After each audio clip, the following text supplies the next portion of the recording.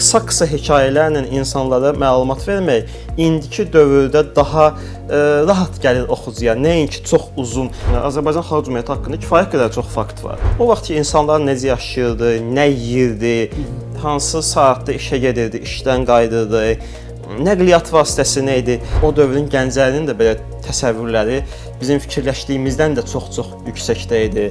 Hüseyn Cavid Araz Türk Cümhuriyyətinin nümayəndəsi kimi Bakıya səfərləmişdi. Bəzi mənbələr onu müasir İran jurnalistikasının banisi hesab edirlər. Əli bəy Hüseynzadənin müasirləşmək, türkləşmək və İslamlaşmaq ideyası yekunda bayraq formasında Cümhuriyyətimizin qayəsini çevirirdi.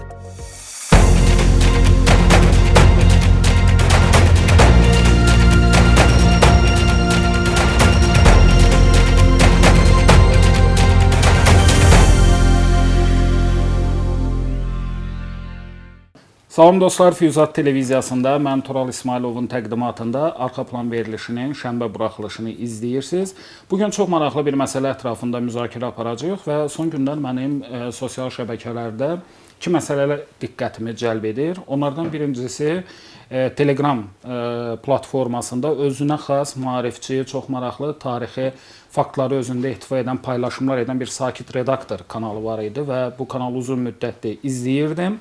Və eyni zamanda həm də bu günlərdə Azərbaycan Xalq Cümhuriyyəti haqqında ən maraqlı 100 fakt. Əlimdə gördüyünüz bax belə bir kitab dərc olundu. Bu kitabla bağlı da dostlarımızın tövsiyələrini eşitdik və doğrudan sevinirəm ki, artıq bu kitab məndə də var və hətta düşünürəm ki, oxuduqdan sonra kitab haqqında ayrıca bir köşə yazısı da qələmə ala bilərəm. Bugün həm bu kitabın müəllifi, həm də eyni zamanda Sakit Redaktor kanalının yaradıcısı, yazar, araşdırmacı Ayaz İlyasov qonağımızdır. Ayaz müəllim, xoş gəlmisiniz. Xoş gəldik.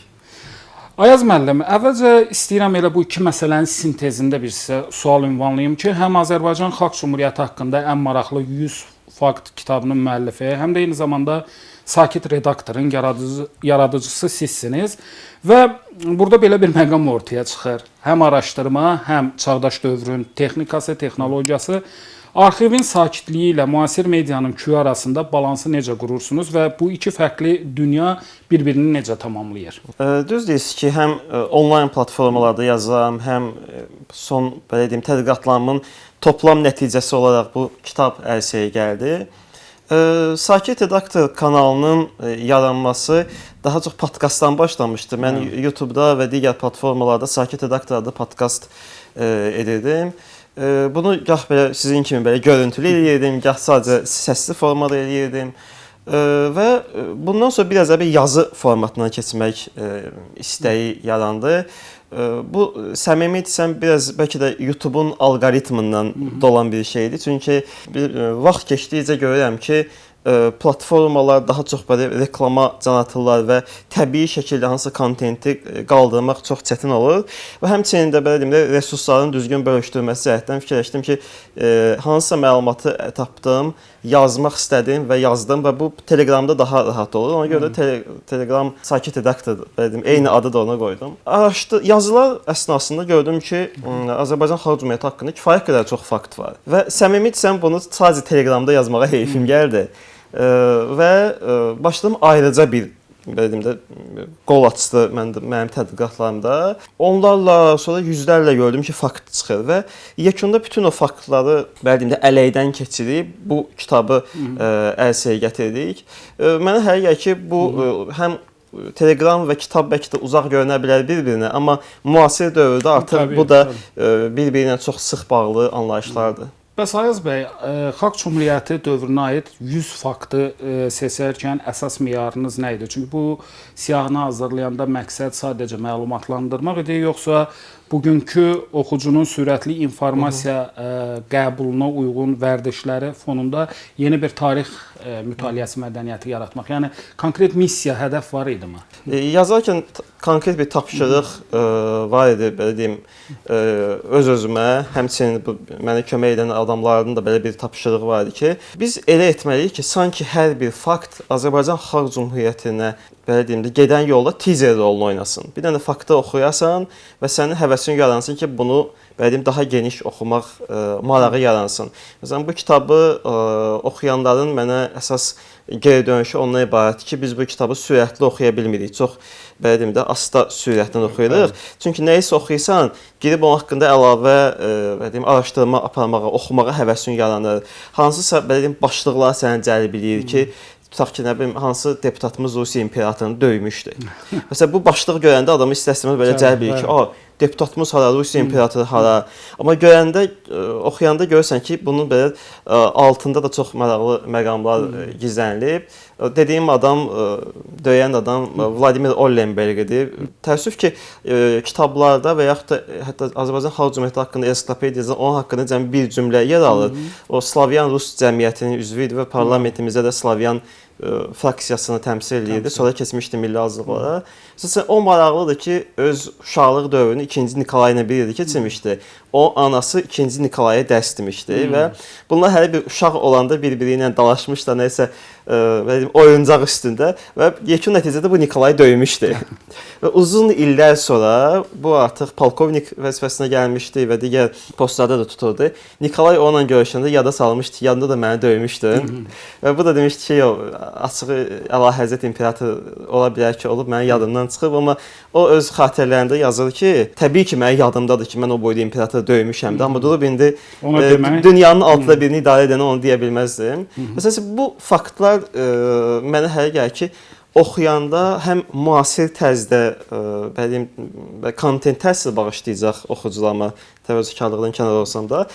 Digər tərəfdən mənə hələ gəlir ki, hər bir fakt sanki bir Reels və yaxud da TikTok videosu kimi təsir bağışlayacaq ki, burada belə adam varsa bu Cümhuriyyət parlamentində görək başqa kim var? Ümumiyyətlə bu kimdir? Ümumiyyətlə necə yaşayıb, nə tərliyib? Mən hər bir faktı kiçik açıqlamaqla bu sualınıza cavab verməyə çalışdım.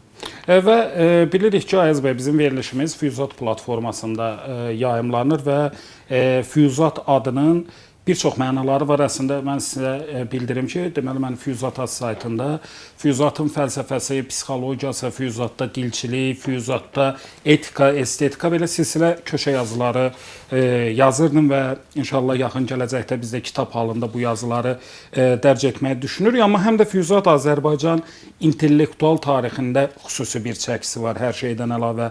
Sizin araşdırdığınız faktlar arasında Cümhuriyyət qurucularının fəlsəfi dünya görüşü ilə Füyuzat məktəbinin ideyalarının kəsişdiyi ən kəskin və maraqlı nöqtə hansıdır? Bilirsiniz, yəni ki, Füyuzat deyəndə əsas Əli bəy Hüseynzadə yada düşür. Ümumiyyətlə, o dövrdə bir dövlətin yaranması üçün keçmiş Rusiya imperiyasının ərazisində çox güclü bir alt yapı deyirlər türklər. Bir mənbənin, bir zəminin olması vacibidir. Bizdə 19-cu əsrin sonları, 20-ci əsrin əvvəllərinə etibarən artıq bu zəmin yaranmağa başlayırdı. Əsas bildiyiniz kimi Əli bəy Hüseynzadənin müasirləşmək, türkləşmək və İslamlaşmaq ideyası yekunda bayraq formasında Cümhuriyyətimizin qayəsini çevrildi. Açıq Söz qəzetində Rəsulzadə də bu haqda yazanda istinad edirdi ki, bunu Əli bəy Hüseynzadə düşünüb və biz o ideyanı inkişaf etdiririk. Bu alt zəmin olmadan yekunda ola bilməzdi ki, 17 fevralında da Nikolayı devriləndə bizim insan ağlına gəlsin ki, birinci muxtariyyət sonra müstəqil olsun. Yəni, belə deyim də sizə, təsəvvür edin ki, Mərkəzi Asiyada bu ideya yaranmamışdı. Və yaxud da yaransa belə, tutaq ki, Qazaxstanda Alaş orada adı dövlət yaranmışdı. Onların ideyası muxtariyyətdən yuxarı getməmişdi. Məsələn, Alaş orada özünü Rusiyanın tərkibində muxtar bir dövlət kimi görürdü. Amma bizdə o ideya ki, artıq istiqlal. Bəlkə deyim sizə, hətta Axundovdan bəlkə başlamışdı. Yəni o ideyalar yavaş-yavaş o damla-damla yer etmək sayəsində. Sonra Füyuzatda məsələn Hacı Zeynalabdin Tağıyevin çox böyük xidməti var, bir maliyyə dəstəyi kimi. O da Cümhuriyyətin fəaliyyətində çox iştirak edib. Məsələn, Nağı bəy Şeyxsamanlının bir yaxşı xatirəsi var. Deyir ki, Novruz bayramında bir tədbir keçirirdi bizim xeyriyyə cəmiyyəti və stol qoymuşdular girişdə, gələn xeyriyyə üçün pul yazdırırdı. Tağıyev girir içəri, görür ki, müəyyən qədər pul yazıb, soruşur ki, nə qədər pul yığılıb, o məbləği deyirlər. O nəsə belə kədərlənir, düşünür, oturur o pul yazanın yanında və cəmaət də görür ki, milyonçular görür ki, Tağıyev içəri girməyib, qapıda oturub. Və hamı yaxınlaşır buna, soruşur ki, niyə içəri girmirsən? O da deyir ki, bizim indi müstəqil dövlətimiz yaranıb və hər şeyi dövlətin üstünə atmamalıyıq. Biz də burada bir rol oynamalıyıq. Burada deyir, kağız pullar yox, çeklər yazılmalıdır. Və özü çıxardır cibindən çek kitabçasını, böyük məbləğdə ianə edir və digərlərini də məcbur edir ki, belə bir ianə eləsin. Və bu kiçik bir xatirə, o da sübut edir ki, Hacı Zeynalabdin Tağıyev baxmayaraq ki, Rusiya imperiyasının dövründə bütün həyatı keçib, onun milli dövlətə inamı necə idi? Həmçinin onun Nəsif bəy Yusif bəyliyə məktubu da var. Böyük bir dənə məktubdur və həmin məktubda sanki artıq çox yaşlı vaxtına yer düşmüşdü Cümhuriyyət dövrü. Yaşlanmış bir insanın sahibkarlıq sahəsində böyük bir təcrübəsi olan insanın gənclərə tövsiyələri idi. Azad ticarət necə qurulmalıdır, xariclə mal dövriyyəsi necə olmalıdır. Baxın, bu həmin sadaladığım şəxslər hamısı Firuzatla aşağı yuxarı bağlı. Hətta sizə deyim, Hüseyn Cavid belə müəyyən qədər bağlı idi. O da yazıları vardı orada. Düzdür, Xalq Cümhuriyyəti ilə yox, o vaxtı Naxçıvan birbaşa olaraq AXC-nin nəzarəti altına keçməmişdi. Amma onların dəstəyi ilə orada Aras Türk Cümhuriyyəti yaranmışdı və maraqlı budur ki, Hüseyn Cavid Aras Türk Cümhuriyyətinin nümayəndəsi kimi Bakıya səfərləmişdi. Və belə bir belə deyim də paralellər tapmaq tarixçilikdə mənə çox maraqlı gəlir.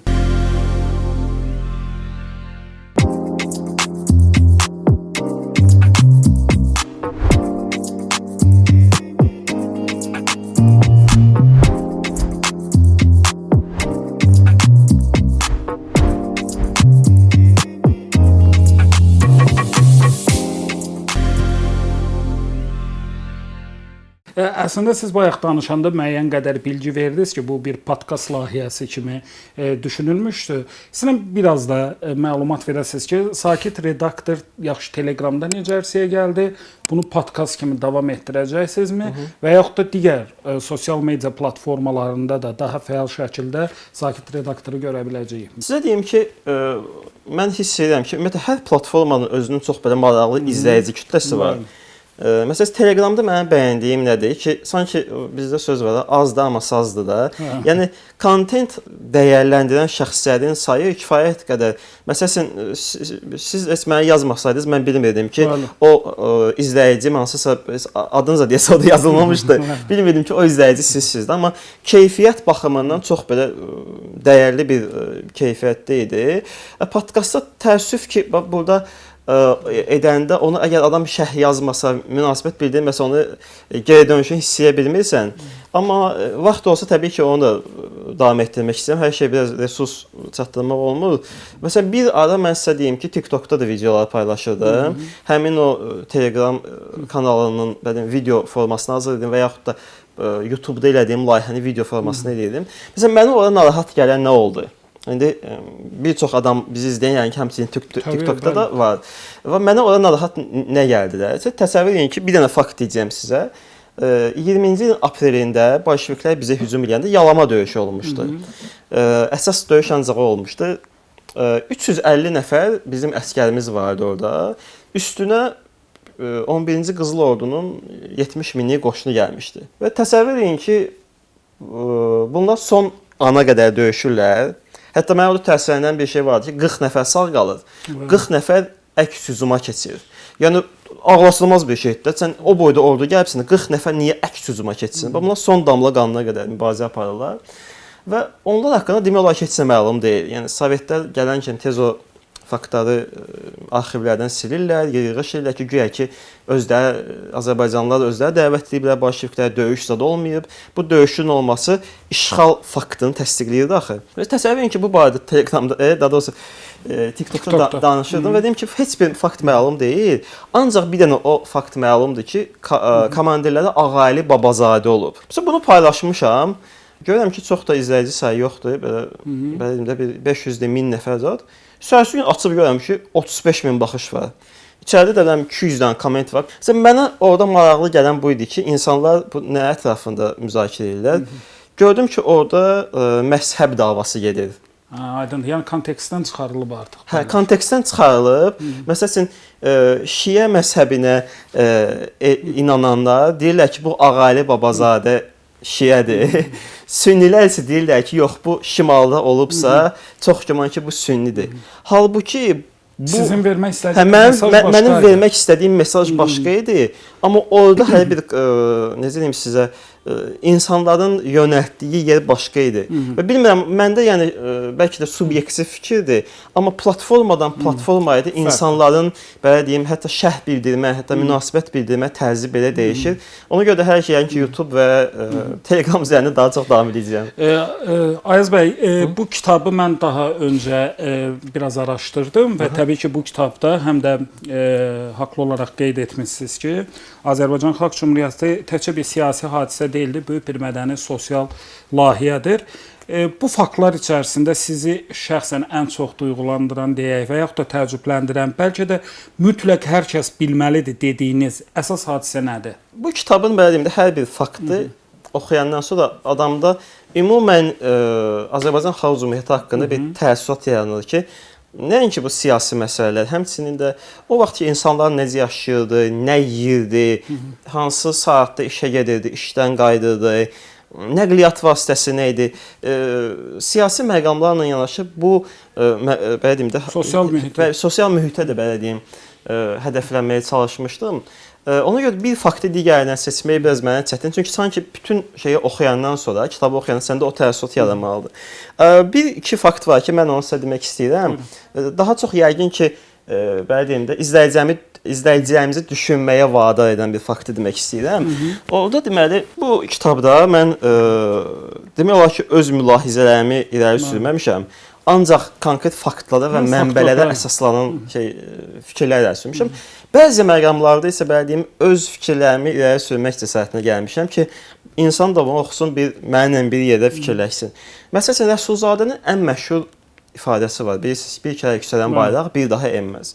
Bu haqda bir yazı ərsəyə gətirmişdim və maraqlısı budur ki, Rəsulzadə ilk dəfə bu ifadəni belə deməmişdi, başqa cür demişdi. Yəni bizim parlamentin stenoqramında bu ifadə belə səslənmir. Orada yazılıb ki, bir dəfə qaldırılmış bayraq bir daha enməyəcəkdir. Sonra bir neçə gündən sonra Rəsulzadə deyir ki, bir dəfə yüksələn bayraq endirilməz. Sonra yenidən başqa bir belə deyim Azərbaycan qəzetində yazır ki, bir kərə yüksələn İstiqlal bayrağı enməz. Başqa bir yerdə yazır ki, bir kərə yüksələn Livayi İstiqlal bir daha enməz. Bu müxtəlif tərzlərdə belə deyim də dövr eləyir. Və mən bunu oxuduqca ağlıma nə gəldi? Bizim himnimizdə bir sətir var. Dövlət himnində bir sətir var, yazır ki, bayrağını yüksəltməyə cümlə gənclər müştaqdır. Yəni bütün gənclər bayrağımızı yüksəltməyi candan arzulayır. Məndə belə bir təəssürat və hiss yarandı ki, o vaxt bu ifadə, bir kərə yüksələn bayraq ifadəsi milli şüar səviyyəsinə qalxmışdı. Yəni Rəsulzadə bunu həm qəzetdə yazırdı, həm bayram tədbirində deyirdi, həm parlamentdə deyirdi və insanlar bunu o qədər çox eşidirdi ki, Əhmədzavadın məhz bu ifadədən təsirlənərək bayrağımızı yüksəltməyə ifadəsini işlətməsi təsadüfi olmaya da bilər. Çünki o hətta özü də bilməyə bilərdi, amma şuuraltı o qədər o ifadəni işlətmişdi ki, ona görə də bayrağımızı yüksəltməyə verdiyimdə sətri orada ola bilər. Və əgər bu doğrudan da belədirsə, təbii ki, bunu nə təsdiqləmək, nə inkar etmək kimi bir imkanımız yoxdur. Əgər bu belədirsə, deməli Rəsulzadənin bizim himnimizdə də kiçik bir toxunuşu var. Bu məqam mənə çox maraqlı gəlmişdi. Əslində çox maraqlı və belə deyim, mənim də hardasa düşündüyüm və təkcə bizim yox, hesab eləyirəm ki, bu dövrü yaxşı araşdıran tədqiqatçılar o məqama mütləq fokuslanırlar. Burada bir məqamı da vurğulamaq istəyirəm. Yəqin ki, indi təbii ki, siz 100 faktı toplamısınız, amma bu arxivlərdə çalışarkən başqa faktlar da yəqin ki, var. İndi bilmirəm, bəlkə hansısa anons verərsiniz, verməzsiniz. Bu 100-lüyə daxil etməyə tərəddüd etdiyiniz və yaxud da hələ bunun vaxtı deyil deyərək kənara qoyduğunuz 101-ci fakt varmı? Varsa onun hekayəsi nədir və yaxud da 100 faktdan əlavə faktlar toplamısınızsa onların taleyi necə olacaq? Belə deyim də, bu kitabın yazılmasında bir neçə 100 faktı bir araşdırılması aparıldı. Təbii ki, digər mühüm faktlar da var. və əliyib ən yaxşılarını burada saxlamağa çalışdım. Amma bəzi faktlar var ki, mən sizə səmimi deyim ki, bəlkə də Cümhuriyyətə olan sevgimdən dolayısıyla və yaxud da hesab edirəm ki, bəzi faktlar bütün burada yazılanı diskreditasiya edə bilər deyə bura daxil etməmişdim. Tutaq ki, birini deyə bilərəm sizə. Mirzə Əsədullayev haqqında, Şəmsi Əsədullayevin oğlu olub və bunun maraqlı bu idi ki, ona Azərbaycan dilini Üzeyir Hacıbəyli öyrədib. O Üzeyir Hacıbəyli Rusiyada təhsil aldığı vaxtı bu da orada idi və Azərbaycan dilini bilmirdi, rus dilində danışırdı və Üzeyir Hacıbəyev də biraz maddi çətinliyi var idi. Əlavə pul qazanmaq üçün gəlib Azərbaycan dili dərslərini demişdi. Mirzə Əsədullayev bir ara bizim Cümhuriyyətdə nazir postunda tutulub, təxminən 3 ay civarında olub. Onun o qısa müddətdə işləməsinin səbəbi bir saxta sənəd hazırlaması və onun bir Yazıkova soyadı bir rus məşuqəsi olmuşdu. Ona həmin sənədi vermişdi ki, əlavə ticarət imkanı yaratsın. Və Cümhuriyyətin xadimləri və baş naziri bunu bilən kimi onu vəzifəsindən azad etmişdilər. Hətta Topçubaşov Parisdən yazmışdı ki, orada nə oyun çıxardıyorsunuz? Yəni belə işlər görmək olmaz. Bu bir dənə fakt bütün bizim gördüyümüz işi diskreditasiya edə bilər. Məsələn, bu faktlar vardır və yaxud da məsələn Tağıyevin nəvəsi haqqında yazmışam. Parlamentimiz üzvü idi, Ağa Zeynal Tağıyev. Onu parlamentdən niyə kənarlaşdırmışlar? İcazəsiz İngiltərəyə getmişdi. Deyir ki, babamın da işlərindən dolayısıyla İngiltərə məmləkətinə səfər etməliyəm. Parlament ona icazə verməmişdi. O bizim işlərimiz çoxdur.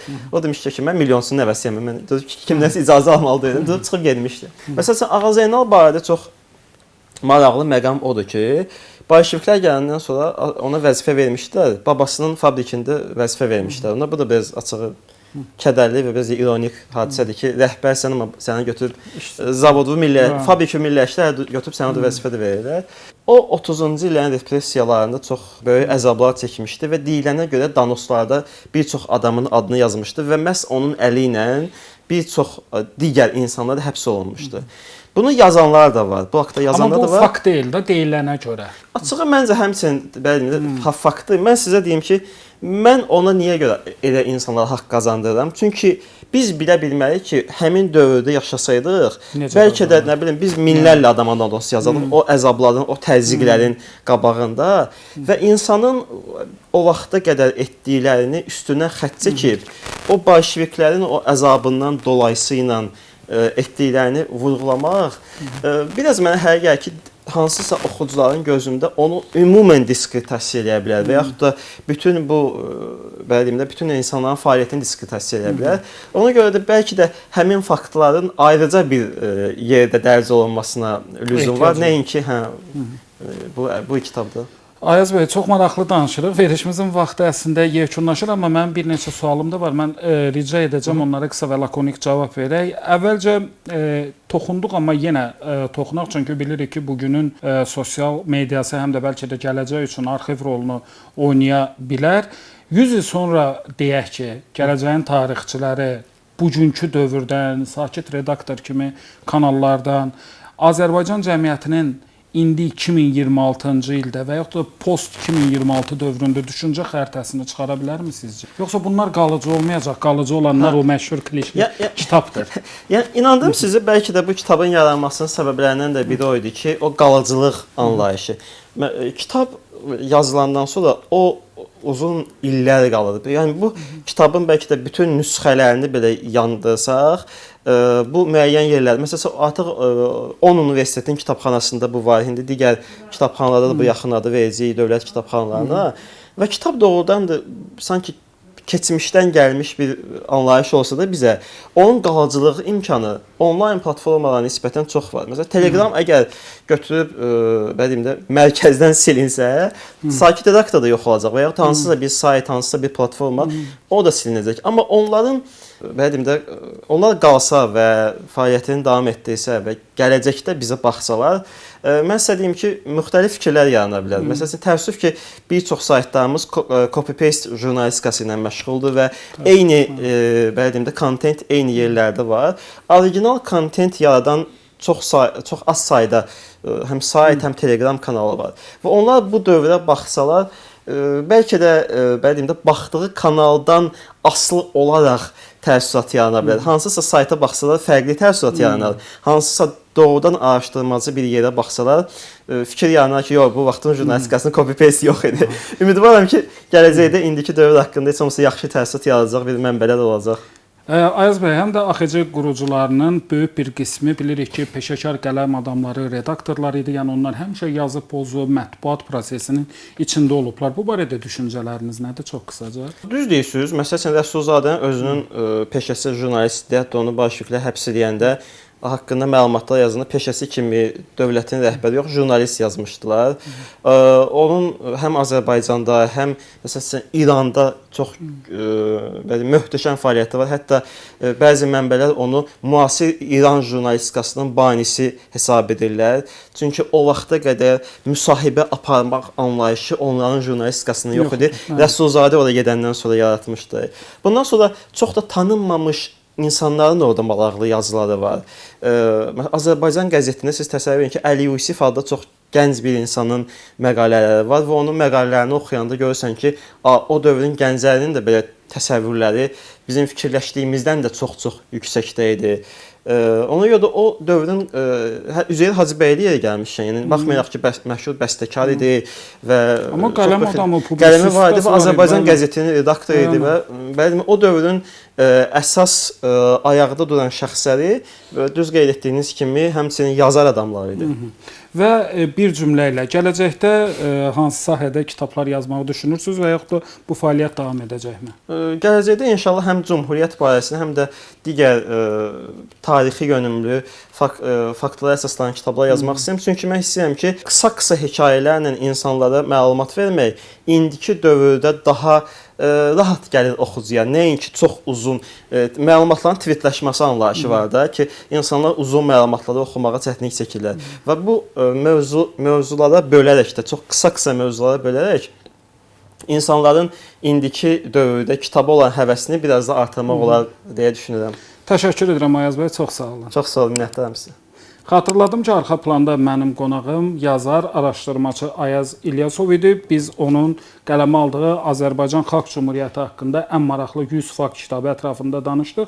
Eyni zamanda Telegramda da Ayaz bəy maarifçilik missiyası da davam edir. Kifayət qədər samballı Sakit Redaktor adlı bir kanalı var. Mən elə həm bu kitab haqqında, həm onun paylaşımları haqqında həmin kanalı izləyərək tanış olmuşam. Hər bir halda həm yazılı formada, həm də sosial medianın, çağımızın informasiya kommunikasiya texnologiyalarının imkanlarından istifadə edərək yazmağa, pozmağa, maarifçilik fəaliyyətinə davam etməliyik. Bu gün biz elə həm burada Litera Kitab Evində Füyuzat televiziyası üçün çəkdiyimiz verilişlər, həm eyni zamanda Füyuzat jurnalında, Füyuzat saytında bu şərəfli maarifçilik missiyasına xidmət etməyə davam edirik. Sağ olun, salamat qalın.